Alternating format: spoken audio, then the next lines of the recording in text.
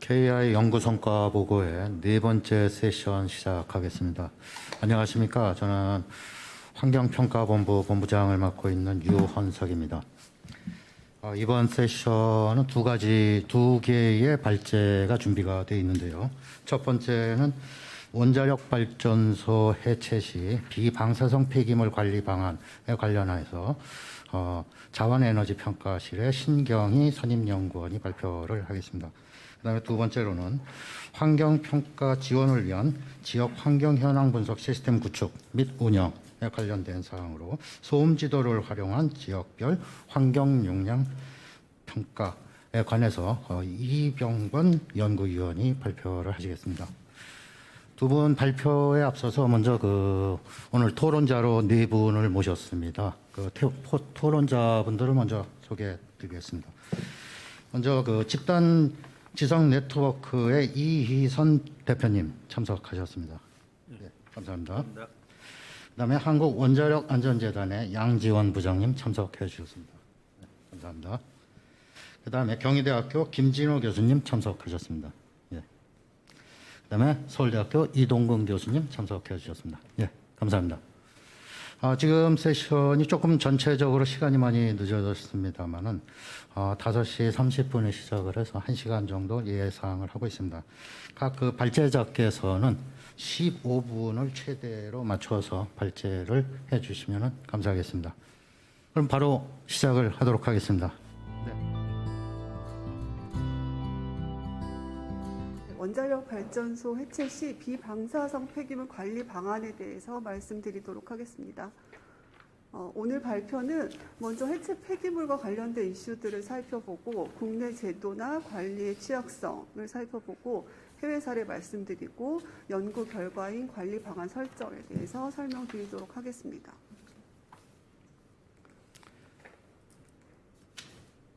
고리 1호기에 대한 연구 중단 및 해체가 확정이 되면서 국내 노후 원전들에 대한 해체가 본격화되었습니다.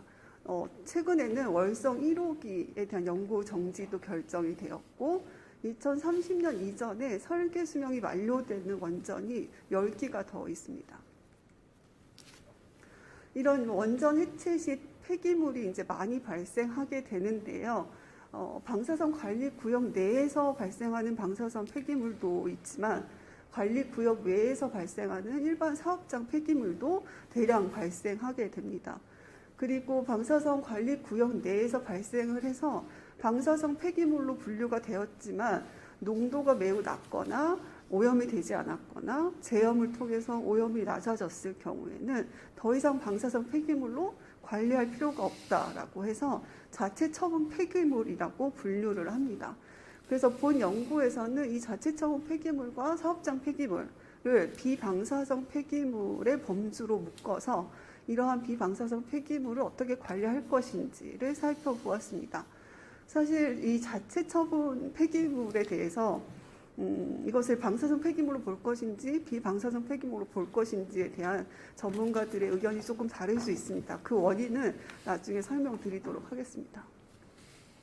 아래 편은 운영 시하고 해체 시의 발생량의 차이를 보여줍니다. 우리가 해체 시의 폐기물 관리에 대해서 신중해야 되는 이유는 사실 운영 시보다 해체 시에 많은 양의 방사선 폐기물, 또 자체 처분 폐기물, 관리구역 폐기물이 나오기 때문입니다.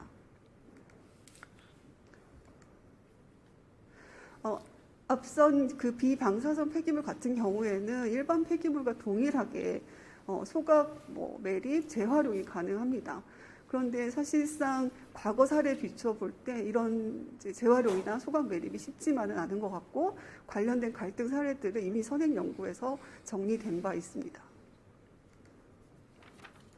좀 더 최근의 사례들을 보면 2018년에 라돈 침대가 언론 보도를 통해서 밝혀지고 최근에 환경부에서 폐기물 관리법 시행령 일부를 개정했습니다. 이는 이러한 천연 방사선 제품 폐기물들에 대해서 어떻게 처리할 것인지 재활용을 하지 않고 매립이나 소각 후에 소각세를 매립하겠다라고 결론을 내렸습니다. 이런 결론을 내릴 때까지 한 2년이 넘는 시간이 걸렸고요. 2년이 넘는 시간을 거쳐서 결론을 냈음에도 불구하고 아직도 이제 전문가들, 관계자분들은 우려를 표하고 있는 상황입니다. 이처럼 갈등으로 인해서 처리가 혹시라도 지연이 된다라고 하면 비용이 추가로 발생하는 것은 너무나 명확합니다. 중저준위 방사선 폐기물 처리 단가를 보실 수 있고 한 1,500만 원 정도 됩니다. 자체 처분 폐기물 같은 경우에는 이제 톤당 10만 원 정도입니다. 그러다 보니까 사실 자체 처분 폐기물의 일부를 방사선 폐기물 수준으로 관리를 해야 된다거나 처분을 해야 된다거나 하면 비용이 급격히 상승할 수밖에 없는 상황이 되겠습니다. 정리를 하면 해체 폐기물은 단기간에 대량 발생할 수밖에 없고 그 중에서도 방사선 폐기물보다 비방사선 폐기물의 양이 훨씬 많고요. 물론 이제 위험성은 다르겠지만 양적인 측면에서 그렇습니다. 그리고 이러한 비방사선 폐기물은 일반 폐기물과 동일하게 처리가 될 수 있지만 수용성은 매우 낮고 처리 지연이 있을 경우에 비용이 상승될 수 있다. 따라서 본 연구에서는 수용성 제고 측면하고 효과성 측면을 동시에 고려하면서 제도하고 운영 개선 방안을 설정하고자 하였습니다. 관리의 취약성입니다. 먼저 법제도 부분인데요. 원자력 안전법에서 방사선 폐기물 분류를 하고 있습니다. 그런데 지금 제가 설명드리고 있는 자체 처분 폐기물에 대해서는 정의 규정이 법에 나타나 있지 않습니다. 방사선 폐기물 관리법도 살펴보았지만 이 역시 원자력 안전법을 준용하고 있기 때문에 자체 처분에 대한 정의 규정이 나타나 있지 않습니다. 그럼 환경부에서 관리하는 폐기물 관리법에서는 어떻게 다루는지 봤더니 원자력 안전법에 따른 방사선 물질과 이로 인하여 오염된 물질은 이 법에 적용받지 아니한다라고 배제시켜 놓고 있습니다. 법상에 정의 규정이 되어 있지 않은 폐기물을 어떻게 관리하는지를 하위 규정에서 정하고 있습니다. 지금까지 말씀드렸던 이러한 법률 형식들은 사실상 명확함의 원칙에 반하는 결과를 낳고 있고 또 포괄 위임 입법 금지의 원칙에 반한다고 할 수 있겠습니다. 결국 이 의미는 누가 어떻게 관리할 것인지가 모호한 상태이고 자체 처분 폐기물이라는 것이 그러다 보니 이제 관리의 사각지대에 놓일 수밖에 없는 상황이 되겠습니다. 해체 계획 수립 부분입니다. 고리 1호기에 대해서 전체 총량, 방사선 폐기물 총량은 관련 시행 계획에서 산정을 했습니다. 그리고 더욱 이제 최근에 고리 1호기 최종 해체 계획서 상에서 방사선 폐기물 발생량을 좀 더 상세히 아마 예측을 했을 겁니다. 그런데 오른쪽 아래에 보시는 것처럼 발생량은 비공개 처리를 하고 있습니다. 그리고 제가 오늘 말씀드리고 있는 자체 처분 폐기물하고 관리 구역 외 폐기물에 대해서는 아예 발생량 산정을 하고 있지 않았습니다. 운영 부분입니다. 자체 처분을 발생시킨 사업자는 관련해서 계획서도 만들고 심사도 받고 최종 결과 확인이 되면 그 폐기물은 환경부에서 관리하고 있는, 그러니까 허가하고 승인해준 그 시설에서 처리를 하고 있습니다. 그러니까 지금 법에 적용을 받는지 안 받는지가 모호한 상황이지만 결국은 환경부 관리 시설에서 처리가 되고 있는 상황이죠. 해체 경험이 있는 해외 사례들을 좀 살펴보았습니다. 국가별로 규제 해제, 클리어런스 제도를 도입하고 있는지 조사해 봤는데요. 여기서 규제 해제 그리고 클리어런스라는 용어는 국내에서 자체 처분 폐기물이라고 말하는 것과 동일한 개념입니다. 미국은 클리어런스를 도입하고 있지만 클리어런스 폐기물에 대해서는 재활용은 허가하지 않습니다. 매립만 가능합니다.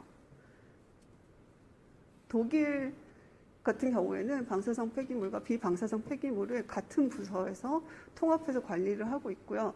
일본은 최근에 클리어런스 대상 폐기물을 확대하려고 하고 있습니다. 프랑스는 규제 해제 제도를 도입하고 있지는 않지만 극저준위 전용 터층 시설을 운영하고 있습니다. 이처럼 각각 다른 이제 국가 실정들을 반영하고 있는 부분이고요. 원전 해체 폐기물의 처리 계획을 어느 정도 상세하게 수립하고 있는지 보겠습니다. 일본 같은 경우에 해체를 4단계로 구분을 하고 그 단계별로 얼마만큼의 폐기물이 발생하는지를 산정을 했습니다. 근데 방사선 폐기물뿐만이 아니고 지금 말씀드리고 있는 규제 해제, 클리어런스 폐기물, 그리고 관리구역 외의 폐기물까지도 포함해서 상세 예측하고 있습니다.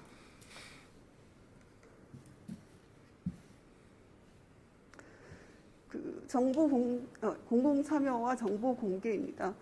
일본은 관련 규제위원회 홈페이지에서 클리어런스 관련된 심사회의, 회의록, 회의 영상들을 전부 공개하기로 결정했습니다. 그리고 클리어런스 실적은 각 사업자가 홈페이지를 통해서 공개하고 있습니다. 독일은 원전 해체와 관련돼서 환경영향평가서 등의 다양한 문서를 역시 웹사이트를 구축해서 공개하고 있습니다. 미국 같은 경우에는 해체 사업자가 별도의 사업과 관련된 웹사이트를 만들고 그 웹사이트를 통해서 우리나라 해체 계획서 같은 문서를 공개하고 그다음에 환경영향평가서도 만들고 회의록, 기타 실적 자료들을 모두 공개합니다.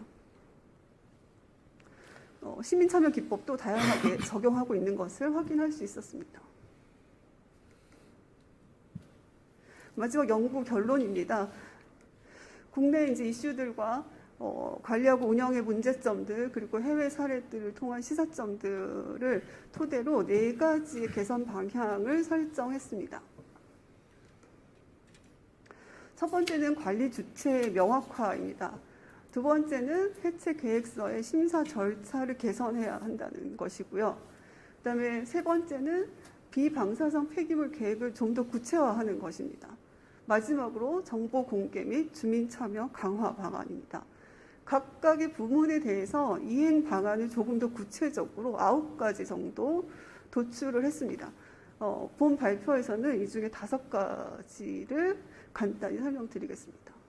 먼저 관리 주체 명확화를 위해서 첫 번째는 정의 규정 신설이 필요합니다. 앞서 설명드렸던 것처럼 자체 처분이라는 정의를 법에 두지 않고 하위 규정에 포괄적으로 이용하고 있는 문제점을 말씀드렸습니다. 따라서 원자력 안전법으로 상향시켜서 자체 처분 또는 자체 처분 폐기물의 정의를 만들어야 합니다. 정의 규정을 만들고 이제 이거를 누가 관리할 것인가? 첫 번째는 환경부가 관리하는 방안입니다. 폐기물 관리법에 개정이 필요합니다. 물론. 그리고 두 번째는 원안위가 관리하는 방안인데요. 이 또한 관련 법의 개정이 필요합니다. 둘 중에 어떤 대안을 선택할 것인지에 대해서는 향후 영향평가가 좀 더 필요한 부분이지만 참고로 해외 사례를 말씀을 드리면 모든 국가에서 환경부가 자체 처분 폐기물을 관리하고 있습니다. 해체 계획서 심사 절차 개선입니다. 간단히 말씀드리면 이제 사업자가 해체를 승인하기 위해서 만드는 문서들에 대해서 의사결정하는 것이 지금 규제자의 원안위만 관여를 하고 있습니다. 여기에 환경부의 협의 절차를 추가하자는 말씀을 드리는데요. 그 협의가 필요한 부분은 자체 처분 폐기물은 차치하더라도 비방사성 폐기물, 이거는 명확하게 환경부의 관리 영역입니다. 그 비방사성 폐기물의 관리가 적절하게 되는지, 그 계획을 적정하게 수립하고 있는지는 환경부가 확인을 해야 되는 사항이 되겠습니다. 그리고 고리 1호기에 대해서 자체 처분하고 관리구역 외 폐기물 발생량 산정 자체가 안 되어 있다고 말씀드렸는데요. 일본 사례들을 좀 참고하여서 다음과 같이 좀 구체화하는 것이 필요합니다. 그리고 무엇보다 중요한 것은 국내 실정을 반영을 해서 재활용을 할 것인지 아니면 재활용을 하더라도 원전 부지 내에서만 할 것인지 기타 등등 전략이 필요한 상황이 되겠습니다. 마지막은 이력 정보를 만들고 공개하자는 내용입니다. 자체 처분 폐기물이 어디에서 발생되고 어떤 심사를 거치고 어디로 최종 처분이 되는지 어디에 재활용되는지 등등의 이력 정보를 만들고 전면 공개하는 것이 사실은 주민 수용성 측면에서도 효과적일 수 있고 적절하게 처리될 수 있을 것으로 보여집니다. 마지막 슬라이드입니다. 앞서 말씀드렸던 9가지 정도의 개선 방안들을 법 제도 위계에 따라서 분류를 하고 재배치를 해봤습니다. 제가 이 슬라이드에서 말씀드리고 싶은 것은 원전 해체 시 발생되는 비방사성 폐기물을 적절하게 관리하기 위해서는 원안위의 원자력 안전법의 개정만이 필요한 것이 아니다라는 부분입니다. 폐기물 관리법, 그러니까 환경부의 법인 폐기물 관리법의 개정도 필요한 사항이 분명히 있고요. 다양한 이제 위기에 따른 제도 개선 그리고 시스템 구축, 향후 연구 개발 등이 필요하다라는 부분을 말씀드리면서 제 발표는 마치도록 하겠습니다. 감사합니다. 네, 감사합니다. 신경희 박사님. 비방사성 폐기물 처리와 관련해서 그 처리에 따른 처리를 위한 수용성과 효과성 제고를 위한 정책과 법적 제안을 주로 해주셨습니다. 예, 그럼 두 번째 주제에 대해서 말씀드리겠습니다. 두 번째는 환경평가 지원을 위한 지역 환경 현황 분석 시스템 구축 및 운영에 관련돼서 이병권 박사님께서 발표해 주시겠습니다.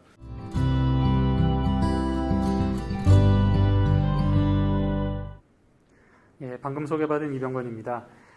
지금서부터 소음 지도를 어떻게 활용을 잘 해서 이것들이 도시별로 환경소음을 어떻게 이 공간적인 특성을 잘 반영해서 평가할 수 있을까에 대한 연구를 진행한 것을 말씀드리도록 하겠습니다. 예, 일반적으로 국가의 소음을 개선하기 위한 어떤 정책을 살펴보면 목적을 살펴보면 저희들이 건강에 대해서 소중하기 때문에 이 건강에 대한 영향을 미치는 소음에 대해서 저감하는 것을 목표로 삼고 있습니다. 근데 이 목표를 잘 삼기 위해서는 잘 측정을 해야 됩니다. 그러면 각각의 공간에서 어떤 소음을 발생하고 있는지를 측정하게 되는데요. 소음의 특성상 굉장히 많은 곳에 측정을 요하게 됩니다. 즉 이럴 수 없기 때문에 이걸 보완하기 위해서 소음 지도라는 것을 활용하게 되고 공간의 전체적인 특성, 소음의 특성을 알아보기 위해서 이 소음 지도라는 것을 우리나라뿐만이 아니라 여러 국가에서 활용하고 있습니다. 유럽의 소음을 저감하기 위한 세 가지 방향에 대해서 좀 설명드리도록 하겠습니다. 첫 번째는 앞서 설명드렸듯이 도시 전체의 소음도를 알아보기 위해서 소음 지도를 활용하고 이 소음 지도를 활용해서 소음의 노출 인구를 산정합니다. 그래서 어디가 가장 많은 소음에 노출된 인구들을 확보하고 있는지 이런 부분들을 가지고 소음의 정책을 세우게 됩니다. 예, 두 번째는 각각의 소음도별로 건강의 위해성이 다릅니다. 2011년서부터 WHO에서는 소음이 건강에 영향을 미친다고 보고서를 내고 있으며 2018년서부터는 EU를 중심으로 이것을 통해 각각의 법규와 그리고 규정들을 정비하고 있습니다. 즉 도로, 철도, 항공 등의 소음원별로 건강의 위해성을 파악하고 이것들이 건강에 영향을 주기 때문에 시민들에게 어떠한 비용을 갖다가 산정할 수 있게 만들어줍니다. 즉 사회적으로 이 건강에 영향을 갖다가 주는 비용들을 산정해서 소음의 정책에 반영합니다. 네, 마지막으로 국가가 사용할 수 있는 예산은 한정되어 있습니다. 즉 가장 한정된 예산을 가장 효과적으로 사용하기 위해서 정책들을 세워야 됩니다. 이거는 EU에서 나온 자료인데요. 재미난 것은 전기자동차입니다. 전기자동차 하면 저희들이 조용하게 접근하고 조용하게 운행한다고 이렇게 알고 있는데요. 저속 구간에서는 굉장히 저소음으로 우리들에게 다가올 수 있지만 특정 속도 이상, 특히 한 30km 이상이 돼서는 타이어 소음이 도미넌트하기 때문에 소음에 있어서는 기존의 차와 크게 다르지 않습니다. 즉 비용 대비 효과적인 측면에 있어서는 별표 1개를 받는 이런 모습을 볼 수 있습니다. 예, 2021년서부터 진행되고 있는 제4차 소음진동관리 종합계획에서도 이 소음이 건강에 영향을 미치는 영향들을 고려해서 정책에 반영할 것을 전략 1에 내재하고 있습니다. 본 연구는 다음과 같이 크게 두 가지의 목적을 갖고 있습니다. 앞서 설명드렸듯이 소음은 측정을 잘 해야 그리고 현황을 잘 파악해야 소음의 정책을 잘 만들 수 있습니다. 그런데 잘 측정하는 것도 중요하지만 이것들이 공간 전체를 어떻게 대표할 수 있는지를 알아내는 것 자체도 굉장히 중요합니다. 즉 제가 측정한 그곳의 자체의 소음도는 알 수 있지만 내가 속한 동, 구, 시 등의 그 행정구역별로 어떤 소음도를 가지고 있는지, 소음의 영향도를 가지고 있는지를 알아야만 잘 정책을 세울 수 있습니다. 그래서 소음지도를 활용해서 도시별로 환경소음 평가를 어떻게 잘할 수 있는지 방법론을 제시하고자 했던 연구입니다. 이 제시된 것을 그냥 제시하는 것이 아니라 두 개의 대표적인 광역시에 적용함으로써 이 광역시에서도 이렇게 활용할 수 있다는 것을 점검한 그런 연구의 목적이 되겠습니다. 다음은 우리나라가 갖고 있는 소음진동 측정망에 대한 개수를 나타내고 있습니다. 서울특별시 같은 경우에는 9개의 소음 측정망을 갖고 있는데요. 자동 측정망 기준입니다. 즉 100만 명당 하나 정도의 소음 측정을 하고 있습니다. 즉 소음 측정만으로는 대표적인 소음도를 알아낼 수 없다는 결과를 보여주고 있습니다. 이것을 이렇게 보면 굉장히 쉬운데요. 서울특별시와 이 청주시를 보시면 특히 강원, 원주시 이렇게 되겠습니다. 서울특별시만큼 시끄럽습니다. 즉 이거는 전체적으로 그 각 도시가 시끄럽다는 것이 아니라 현재 너무나 작은 포인트로 측정을 하고 있기 때문에 도시의 대표성 있는 소음도를 제시하고 있지 못하고 보는 것이 타당할 것입니다. 즉 이렇게 측정을 통해서만 소음도를 갖다가 알아보기에는 굉장히 한계점이 있다는 걸 보여드리고 있습니다. 여기 보시면 일부 광역시의 경우인데요. 4개를 지금 측정하고 있습니다. 4곳을. 근데 적정하게 저희들이 보려면 대략 한 50개에서 100개 정도를 측정해야 도시의 대표값을 구할 수 있는데 현재 4개를 측정하고 있죠. 이런 것들을 갖다가 연구에서는 한계점으로 보고 이번 연구에서는 소음 지도를 활용하였습니다. A 광역시의 소음 지도가 되겠습니다. 여기서 이제 한계점을 먼저 이 지도에서 봐주셨으면 좋겠는데요. 도로 소음에 대한 소음 지도가 되겠고요. 빨간색으로 표시된 것이 소음도가 높은 곳, 그리고 녹색으로 표현된 것이 소음도가 낮은 곳입니다. 여기에는 소음도가 높고 낮은만 표시되어 있지 각 행정구역별로 어떤 소음도를 보이고 있는지, 그리고 거기에 노출 인구가 어떻게 되는지, 그리고 그 소음도가 굉장히 많은 곳에 사람이 살고 있는지 안 살고 있는지 등을 대표하고 있지 않습니다. 마찬가지로 A광역시의 철도 소음에 대한 표입니다. 그래서 이번 연구에서는 이거를 좀 보완하고자 했습니다. 그래서 WHO가 제시하고 있는 각 소음원, 각 소음도별 건강 요인에 대해서, 특히 심근경색이라든지 아니면 어너이언스, 아니면은 수면방해라든지 이런 부분에 대해서 모든 건강적인 영향을 고려하고 소음도별로, 그리고 각 소음도에 노출된 인구수를 산정해서 이것들을 곱해서 합산함으로써 소음의 행정구역별 소음도를 나타내고자 했습니다. 그리고 밑에 있는 거는 각 행정구역별 인구수로 나눔으로써 인당 얼마나 많은 피해를 받고 있는지를 계산하고자 했습니다. 다음은 A광역시의 예입니다. 5개의 구가 있고요. 그 중에 가장 소음 노출 인구 플러스 소음 건강에 대한 영향이 가장 많은 구가 빨간색으로 표시된 걸 볼 수 있습니다. 즉, 저 A광역시에 똑같은 예산이 주어졌을 때 이 빨간색으로 표현된 저 구에 집중적으로 소음에 대한 예산을 투입하는 것이 가장 효과적으로 그렇게 볼 수 있을 것입니다. A광역시의 인구 분포입니다. 여기 보시면 방금 전 빨간색으로 표시됐던 부분에 인구가 많은 것은 사실이지만 그 왼쪽에 있었던 곳도 인구가 많습니다. 인구가 많음에도 불구하고 초록색으로 표시됐던 것을 기억하실 것입니다. 즉 소음도와 노출 인구를 둘 다 고려했을 경우 전과 같은 그런 지도를 확보할 수 있습니다. 다음은 B광역시입니다. B광역시도 붉은색으로 표시된 부분이 효과적으로 예산을 투입해야 되는 부분이라고 볼 수 있을 것입니다. 인구 분포죠. B광역시는 공교롭게도 인구의 그 수와 이것이 겹치는 걸 볼 수 있습니다. 이것을 조금 더 세밀하게 나눠봤습니다. 행정구역을 구 단위가 아니라 동 단위로 나누면 조금 더 이걸 효율적으로 볼 수 있습니다. 먼저 붉은색 전체가 되어 있던 그 구 중에서도 특정 동이 굉장히 많은 노출과 많은 소음도에 영향을 받고 있는 걸 볼 수 있습니다. 즉, 저 구에 집중적으로 소음에 대한 예산을 투입하고 저감 대책을 세워야 되는 정책을 개발할 수 있을 것입니다. 이게 동 단위로 내려왔기 때문에 이 동에서 어떤 효과 때문에 있는지를 파악하기가 굉장히 쉽습니다. 지도하고 도로에 대한 소음을 파악했을 경우에 저기 보시면 대규모 단지가 있음에도 불구하고 방음벽 설치가 안 돼 있는 이런 부분들 때문에 저 동에서 저런 효과들이 있음을 볼 수 있습니다. 비광역시도 마찬가지죠. 저 붉은색으로 된 게 유독 저희가 왜 그러냐면 고속도로 두 개가 겹치는 그런 동입니다. 저긴데 방음벽 자체가 좀 낮고요. 대신 고층 아파트들이 있었던 그런 부분에 한계점이 있는 걸 바로 저렇게 밝혀낼 수 있습니다. 여기서 좀 더 나아가 봤습니다. 행정구역 전체에 대한 피해량에 대한 것들을 앞서 봤다면요. 이건 얼마나 강도 높게 인구 한 명당 받는가라는 걸 보면 조금 양상이 달라집니다. 앞서 A광역시에 붉은색으로 돼 있던 거는 노란색으로 낮춰졌고요. 오히려 노란색으로 돼 있던 저 부분이 빨간색으로 되는 등, 즉 저기가 집중적으로 인당 피해율은 높다고 보시면 될 것 같습니다. B광역시 같은 경우에는 좀 늘어나고요. 요거를 동 단위로 보면 다음과 같이 볼 수 있습니다. A광역시에 특히 저 부분이 나오죠.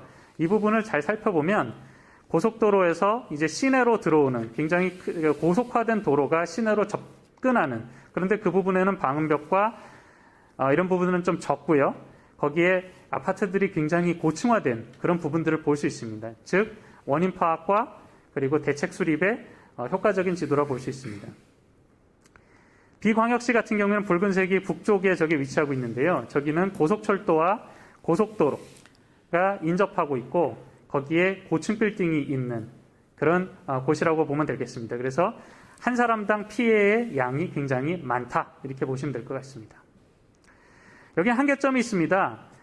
지금까지 어떠한 한계점이 있냐면 저 앞에서 말씀드렸던 그 숫자들이 어떤 의미를 정확하게 갖는지가 내재되어 있지 않습니다. 그래서 향후 연구에서는 보통 WHO에서는 LDN 55dB를 기준으로 무자극 레벨로 이제 규정하고 있습니다. 즉 55dB이 LDN으로 되면은 이것보다 낮은 경우에는 건강적인 영향이 기존 더 조용했을 때랑 거의 비슷하다는 거죠. 그러니까 1이라는 거죠. 그러니까 요거를 다시 1.0으로 잡으면 앞에 숫자들을 좀 정의할 수 있을 것 같습니다. 즉 인구 한 명당 저 숫자가 1에 가까우면 별로 그렇게 영향을 받지 않는 거고, 또 그리고 총량을 계산할 때 그 행정구역의 총 인구수와 저 숫자가 합산이 거의 비슷하면 소음에 있어서는 영향도를 적게 받는 것이다 볼 수 있을 것입니다. 이것을 향후 연구에서는 이렇게 동 단위가 아니라 빌딩 단위로 낮출 수가 있습니다. 이 빌딩 단위로 낮추면 좀 더 세분하게 정책을 세울 수 있는, 지도화할 수 있는 가능성이 있을 것으로 보여집니다. 예, 마지막으로 이 서울시의 모습인데요. 예를 들면 저는 다 가상으로 제가 그려놔 봤습니다. 근데 이런 정책적인 활용이 가능할 것 같습니다. 소음지도의 5개년으로 저렇게 소음의 영향도를 갖다가 보여주고, 그리고 굉장히 붉은 부분들을 조금 더 붉지 않도록 초록색에 가깝도록 하는 그런 정책들을 세우면 저것들을 시계열로 관리할 수 있는 정책 지도가 되지 않을까 이렇게 보여집니다. 앞서 설명드렸던 지도입니다. 전략입니다. 이 전략을 또 세울 수 있는 지도가 되지 않을까 싶습니다. 즉 한정된 예산을 한정되지 않도록 그리고 효과적으로 사용할 수 있는 정책을 마련할 수 있는 지도가 되지 않을까 그렇게 보여집니다. 네, 이상 발표를 마치겠습니다. 네, 이병건 박사님 감사합니다. 소음 노출에 관련된 그 인간의 건강 영향을 관리하기 위한 소음 관리 정책을 위해서는 일단 그 현황을 파악하는 것이 굉장히 중요한데 현재까지 그런 부분이 굉장히 미약했다라는 그런 점에서 본 연구에서는 이러한 소음 노출 현황을 파악하고 또 새로운 평가 기법을 한정된 예산에서 개발해내는 그런 중요한 제안이었습니다. 이상으로 이번 세션 2개의 발제를 마치겠습니다. 참고로 이번 두 개 그 연구 발제는 2020년 KI 그 기본 연구 사업하고 일반 연구 사업으로 진행됐고 지금 현재 인쇄 출판이 돼 있는 상태입니다. 그래서 혹시 여기에 대해서 그 내용에 대해서 그 관심을 가지신 분들은 저희 홈페이지에서 PDF로 다운을 받아서 전 분량을 볼 수가 있겠습니다. 오늘 4분 토론자분들 모셨는데요. 각 그 주제별로 2분씩 그 전공에 관련돼서 모셨습니다.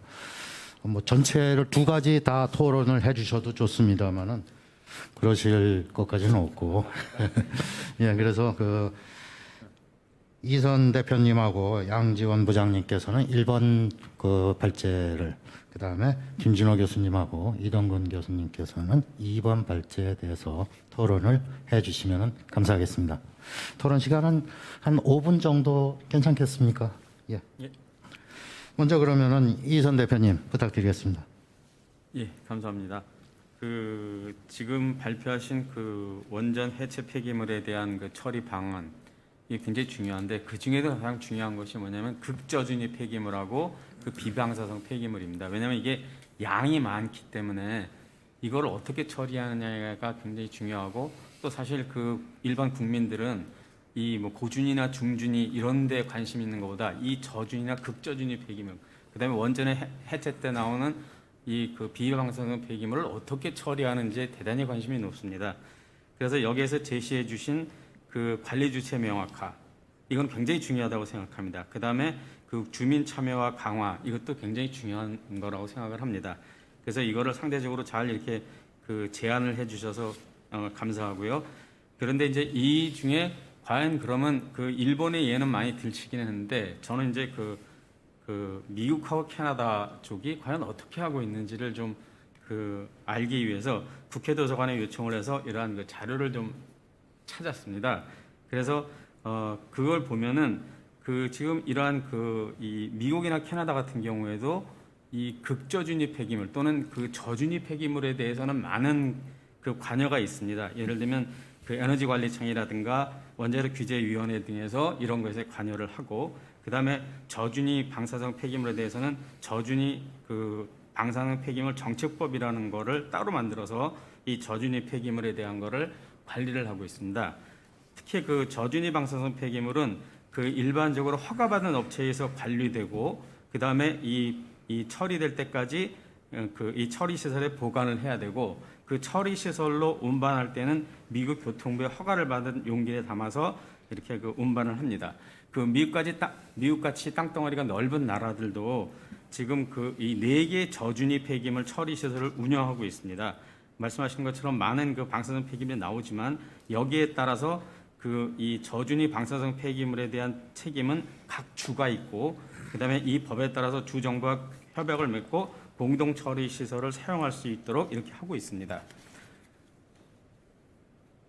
그런데 이제 우리가 비방사성 폐기물 말고 좀 논의가 되는 그러한 그 극저준위 폐기물은 지금 그 원자력 안전위원회라든가 또는 합의된 주정부에 의해서 허가를 받은 상업 저준위 폐기물 처리 시설에서만 처리할 수가 있습니다.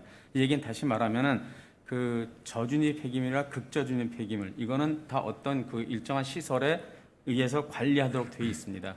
그런데 우리가 그 여기서 관심을 갖는 그 비방사성 폐기물에 대해서는 어떻게 처리하라고 하는 것을 아직 찾지를 못했습니다. 그 얘기는 아마 이게 일반적으로 비방사성 폐기물이기 때문에 일반적으로 처리할 수 있는 이 폐기물 처리 체계에서 관리를 하지 않을까 이렇게 생각을 합니다.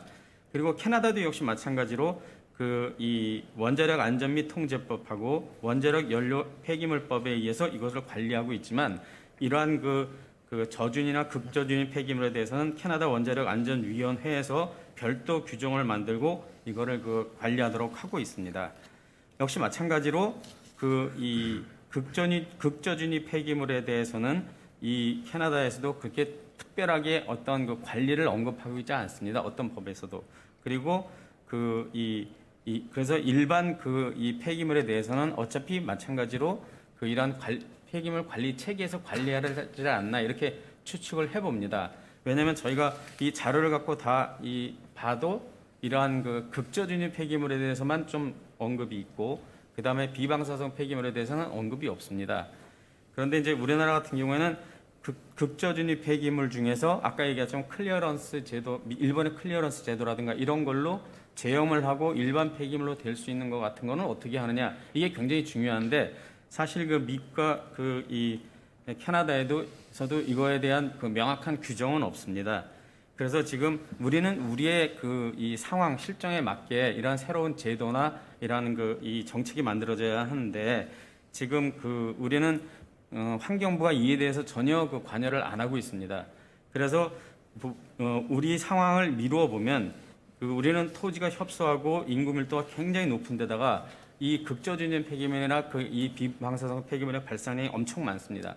만약에 이러한 극저준위 폐기물이라든가 이 비방사성 폐기물을 일반 이 경주에 있는 그런 데다 처리를 하게 하면 이건 대단히 많은 그러한 이 갈등을 일으킬 수 있고 또 그다음에 대단히 많은 비용을 들여야 합니다.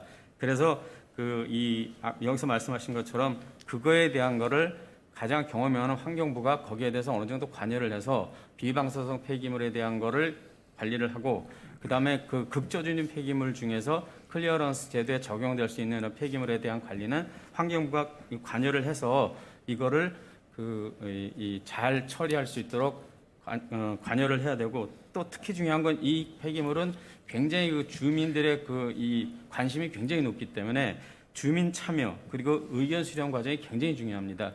그래서 이런 거에 대한 거를 잘 만들어서 이 환경부가 이 비방사성 폐기물이나 극전위 폐기물 같은 경우에는 이런 깊은 관여를 아까 말씀하신 것처럼 이런 원안이라든가 이런 데 협의를 내서 이걸 진행하는 것이 바람직하다고 생각합니다. 예, 이상입니다. 예, 이해선 대표님 감사합니다. 일반 국민의 관심이 이제 극저준위 폐기물, 그것도 굉장히 많은 폐기물에 쏠려 있다라는 그런 부분, 그걸 바탕으로 해서 관리 주체 명확화라든가, 그 다음에 환경부의 역할, 또 주민 참여의 절차 같은 부분에서 다시 한번 강조를 해주셨습니다. 예, 두 번째로 그러면은 양지원 부장님 부탁드리겠습니다. 예, 되게 심층적으로 잘 연구된 내용이라고 생각이 되고요.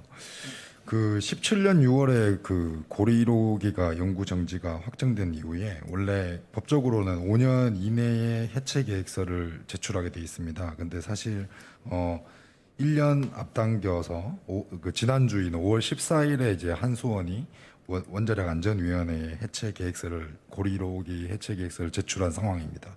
그래서 사실 이 정책 연구 자체가 되게 시의적절하게 이루어진 연구라고 생각이 되고요.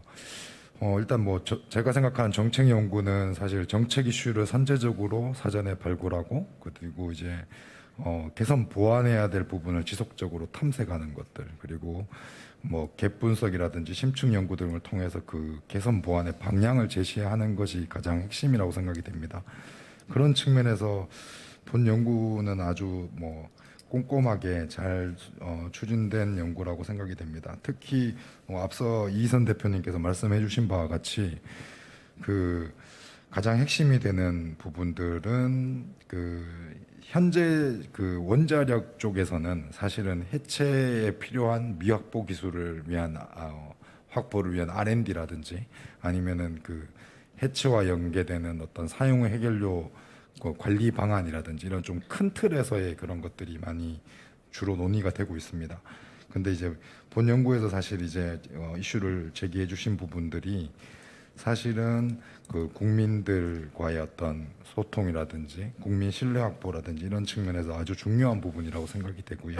특히 극저준위 방사성 폐기물과 규제 해제가 관련된 부분들이 기준이 향후에 어떠한 절차를 통해서 정해져야 되고 어떻게 명확하게 정해져야 될 것인지 그런 것들 그리고 재활용 폐기물에 대한 재활용 가능 또는 불가능 여부 그리고 클리어런스 폐기물 규제 해제가 되는 폐기물 부분에서의 법령이라든지 이런 부분들에 대해서 보완해야 될 부분들 이런 부분들을 아주 꼼꼼히 잘 지적해 주신 것 같습니다. 오늘 저는 환경정책평가연구원의 이제 이런 심도 있는 연구에 대해서 저희 원자력 쪽에서도 많이 이제 어떻게 보면 저희가 참고하고 배워야 할 부분들이 많다고 생각이 되고 환경정책이 제가 생각하기로는 국민적인 관심이 크고 또한 지속적으로 이렇게 그런 관심이 더 커질 것으로 예상되는 분야고요. 그렇기 때문에 또한 이제 환경 정책이라는 부분이 다른 어떤 분야보다도 접점 분야가 많은 분야라고 생각이 됩니다. 그래서 기존에 이제 주로 하셨던 연구 분야뿐만이 아니라 우리 원자력과 같이 새로운 연구 분야와의 어떤 접점에서의 연구들을 좀 지속적으로 더 많이 관심을 가지고 좀 더 많이 추진해 주시기를 좀 부탁드린다는 말씀 드리겠습니다. 이상입니다. 예, 양 부장님 감사합니다. 이 지금 그 신경희 박사님 연구가 굉장히 국민 체감 연구로서 그 중요성이 매우 높다. 다시 한번 강조를 해주셨고요. 또 연구가 어떤 이렇게 그 주요한 어떤 해체라든가 이런 쪽보다는 주로 이제 이 체감, 공감을 할 수 있는 그런 쪽에서의 굉장히 중요한 그런 부분이라고 다시 한번 강조를 해주셨습니다. 두 분 토론자 감사드립니다. 그럼 두 번째 과제에 관련해서 먼저 그 김진호 교수님 준비됐습니까? 부탁드리겠습니다. 네, 소리 나옵니까? 네. 네, 이병건 박사님의 그 소음 지도 관련한 내용을 잘 들었습니다. 뭐 아시다시피 소음 문제는 도시에서 워낙 심각한 문제 중에 하나고 또 쉽게 개선되기도 어려운, 특히나 우리나라 같이 이제 땅이 좁고 또 부동산에 굉장히 민감한 이런 상황 속에서는 소음 문제가 늘 민원이라든지 여러 가지 문제가 되고 이런 것들을 뭐 획기적으로 개선하기는 쉽지 않은 상황입니다. 그럼에도 불구하고 현재 그 소음 편익지도 제작을 또 제안하시고 또 기존의 측정소의 문제라든지 이런 부분들을 잘 지적하셔서 앞으로 이런 그 공간 정보를 잘 활용해서 좀 현실성을 반영할 수 있는 소음 편익 지도가 제작이 된다면은 그 앞으로 환경 영향 평가를 하는 데서도 굉장히 유익하게 활용될 수 있지 않을까라는 생각을 해봅니다. 그런데 이제 조금 이제 이 부분들에 대해서 이 방법론적인 측면에서는 앞으로 이제 또 추가적인 논의가 계속돼야 될 것으로 생각을 하고 있고, 이제 인구 밀도라든지 이런 부분들을 고려해서 그 사람들이 상대적으로 느끼는 어떤 그런 건강 영향 등을 고려한 소음 지도는 굉장히 중요한 조건이라고 생각하고 있습니다. 다만 그 이 인구 밀도에서도 조금 더 구체적으로 들어간다면 취약계층, 고령자나 또는 아이들 이런 사람들의 분포를 좀 더 면밀하게 검토하고 또 이 사람들은 다른 사람들보다 소음에 대한 민감도가 높기 때문에 그런 취약계층에 대한 소음 영향을 저감시킬 수 있는 방향에 대한 고민이 조금 더 필요할 것 같습니다. 특히 이제 학교, 초등학교, 유치원, 중학교, 고등학교 이런 데는 이제 일반 우리 주거시설보다도 훨씬 더 민감한 부분이기 때문에 이런 지역들에 대해서는 좀 더 비중을 갖고 소음의 영향에 대해서 좀 비중 있게 우리가 예측할 필요가 있지 않나라는 생각을 해봅니다. 그리고 그 다음으로는 그 코로나 이후에 그 소음의 그 패턴이 이제 굉장히 달라진다는 많은 연구들이 요즘 나오고 있습니다. 국내뿐만 아니라 해외에서도 코로나로 인해서 사람들의 behavior, 행위 패턴들이 변하게 되고 또 이용하는 교통시설들도 굉장히 큰 변화를 맞기 때문에 최근에 제가 몇 가지 자료를 좀 찾아봤더니 교통량과 교통 이용 패턴에 대한 큰 변화가 이미 오고 있고 버스나 철도, 항공 이런 이용률이 굉장히 줄어들었다고 합니다. 그렇게 되면 기존에 우리가 알고 있던 그 버스, 도로 또는 철도, 또 항로 이런 데 대한 아마 소음에도 이제 변화가 있지 않을까. 이게 잠깐 동안의 변화로 끝나고 다시 일상으로 회복되느냐, 아니면 이런 팬데믹 상황이 앞으로도 이제 지속적으로 갈 수밖에 없네요. 근데 많은 사람들이 이제 포스트 코로나 시대를 준비해야 된다. 이게 일시적으로 왔다 가는 것이 아니라 앞으로는 이제 계속 주기적으로 이런 일들이 일어나기 때문에 우리가 지금 이용하는 교통 변화, 교통 이용 패턴의 변화에 대해서도 주목할 필요가 있다고 얘기를 하고 있습니다. 그래서 앞으로 이런 부분들도 사람들의 어떤 교통 패턴의 이용 그 변화에 따라서 이제 소음의 이런 그 우리가 전통적으로 생각하던 소음도 조금씩 달라지지 않을까. 그래서 이런 그 현실감을 반영할 수 있는 소음 측정 방법의 문제가 굉장히 중요한 거 아닌가 이렇게 생각을 하고 있습니다.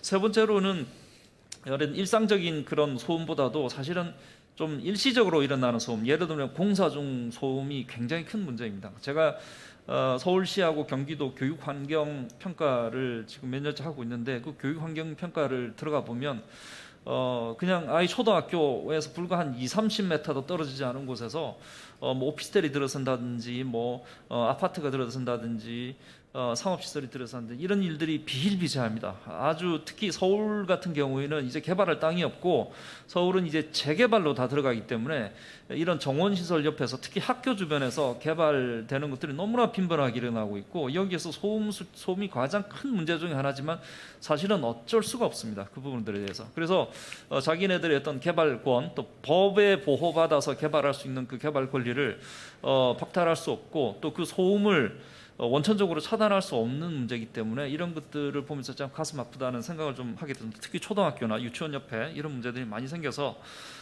이런 그 일시적으로 발생하는 공사 중 소음 이런 부분들이 굉장히 사실은 큰 문제 중에 하나인데 이런 부분들에 대해서 어떻게 좀 정책적으로 대처할 건가라는 문제도 중요한 이슈가 아닌가 생각을 해봅니다. 그리고 예산 투입에 대한 말씀을 하셨는데 이 부분도 참 저는 좀 고민거리가 들더라고요. 인구가 많고 특히 취약계층이 많이 분포한 지역에 소음도가 높게 나오면 건강 영향도 좋지 않기 때문에 여기에 국가적인 예산을 이쪽에 집중할 필요가 있다. 굉장히 타당한 말씀이고 저도 거기에 대해서 동의를 하고 있지만 과연 어떻게 할 거냐 그러면 예산 투입을 건물을 못 짓게 할 거냐 또는 층수를 법에서 허용하는 층수보다도 뭐 낮게 용적률을 더 줄여서 그쪽은 할 거냐 절대 그렇게 하기 힘듭니다. 현실적으로 그거는 이제 법적으로 그 개발자들은 보장되어 있는 권리를 내세우기 때문에 그런 부분들을 뜯어고치기는 너무나 큰 한계가 있고 그렇게 되면은 이제 국가에서 할 수 있는 일들은 무엇인가?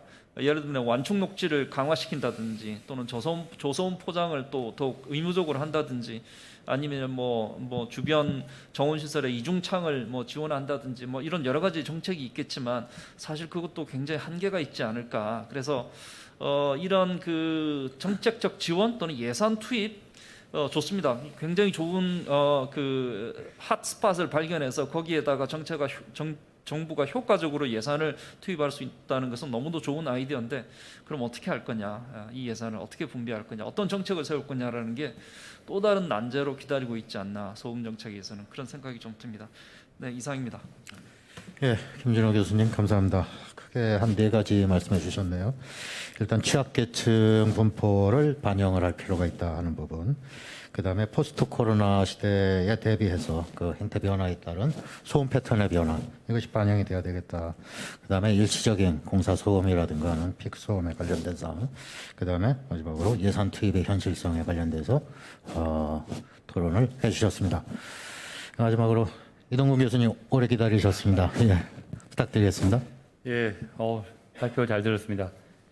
이 환경을 이제 전공하는 사람들의 가장 큰 어떤 고민이 어떤 점 데이터를 어떻게 면으로 바꿀지, 그 3차원을 바꿀지, 뭐 이제 김종국 선배님도 계십니다만은 그런 부분에 정말 고민을 많이 해왔는데 오늘 이병건 박사님의 발표를 들으면서 희망이 보였다는 생각을 들어서 저는 굉장히 기쁘게 생각을 합니다. 지금 이제 윤재영 원장님도 계시고 또 평가본부를 담당했던 이영수 부위원 계시기 때문에 좀 제안을 드린다면 결국은 그때 원장님이 이야기했던 부분이 환경 정보에 대한 제공을 많이 강조를 하셨습니다. 이 지도가 잘 만들어진다면 정말 환경 정보가 되지 않을까 생각을 하기 때문에 이런 것들이 이제 평가본부에서 어떤 플랫폼으로서 정보가 제공되어야 되고 아까 지도가 참 좋더라고요. 소음 총량 지도, 뭐 인구 정말 많은 지도가 나오기 때문에 이런 지도가 오락되기 시작하면서 국민들이 느낄 수 있는 정말 다양한 지도가 제공이 된다면 너무 좋겠다는 생각을 하기 때문에 그럼 우리 아마 환경 정책이 굉장히 앞서갈 수 있는 계기가 될 거라 생각이 들어서 이번 기회에 좋은 오늘이 시발점이 되어서 이제 그 KI가 중심이 된 어떤 환경 정보를 만들 것인가의 어떤 처음은 소음 지도를 한번 만들어 보는 단계부터 뭐 여러 지도가 이제 물론 KI에 정말 많은 지도가 이제 만들어지고 있습니다만은 조금 이제 국민이 느낄 수 있는 체감된 지도를 종합할 수 있는 통합 플랫폼을 이번 기회에 잘 만들면 좋겠다는 생각은 해봤습니다. 그리고 또 이게 향후에 어떤 부분이 계속 강조되고 있는 디지털 트윈으로 그러니까 2차원이 아니라 3차원 정부를 어떻게 만들 것이냐. 지금은 이제 공간 지도는 2차원적인 공간 지도인데 이제 고층 아파트가 틀리고 또 비행기 소음이 틀리고 또 철도가 틀리기 때문에 이 3차원적인 공간 지도에 잘 오버랩되기 시작하게 되면 더 필요한 데이터가 될 수 있기 때문에 3차원 지도를 만들면 좋겠다는 생각을 해보고 또 아까 이제 이제 측정망을 확대하겠다고 뭐 정말 필요합니다. 하지만 한계가 있기 때문에 최근에는 많이 나오는 부분이 시민 참여, 뭐 시티즌 사이언스, 리빙랩 이런 개념이 나오기 때문에 많이 강조가 되기 때문에 시민들에게 실제 소음을 측정을 해서 그 측정한 부분이 다시 사용이 될 수 있는 제가 수원시에 일부 시민단체와 일을 해봤는데 시민단체 그냥 나무 온도계로 나무 온도를 쟀어요. 우리가 그걸 보정을 해보니까 너무 정확한 거예요. 데이터 쓸 수 있는 거예요.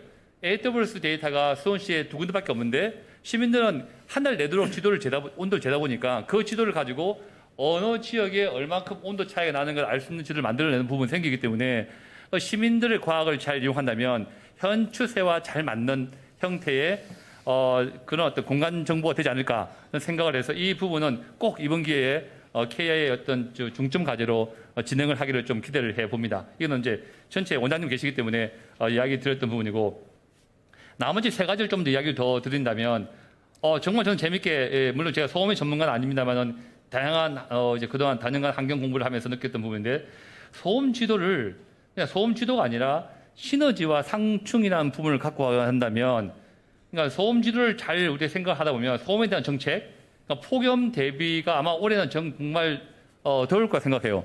근데 폭염을 대비하기 위해서 열 차단할 수 있는 도로의 어떤 막을 이제 차단막을 바르는데 그 차단막을 잘 바르게 되면 도로의 소음이 떨어질 것 같아요.